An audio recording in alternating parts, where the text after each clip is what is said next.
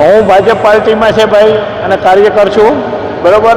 પણ અત્યારે આ લોકમેળો લૂંટમેળો બને એનાથી તંત્રને બચાવવાની જરૂર છે. ઉપર ક્યાંય ભાવ લખેલા નથી. અમારી પાસેથી 80 રૂપિયા માંગ્યા છે ને આ નાનો છોકરો છે એના 50 મેં કે ભાઈ 30 હશે કે ના 50 થશે એટલે 50 લીધા.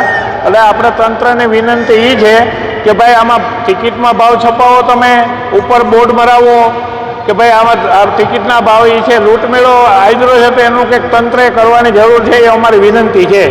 અમે હોદ્દેદારો છે લૂંટીએ તો આપીએ, આમ પબ્લિકનો શું વાત? એટલે તમે બોર્ડ મરાવો નહીં. અમારું કહેવાનું એ છે કે તમે બોર્ડ મરાવો.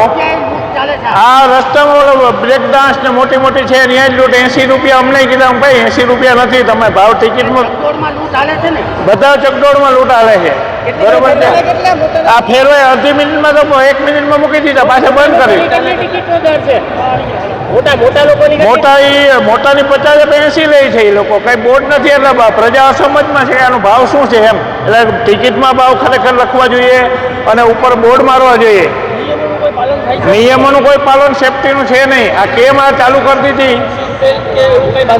કોઈ સીટ બેલ્ટ કઈ છે નહીં, એમને માલે છે રામભરો છે.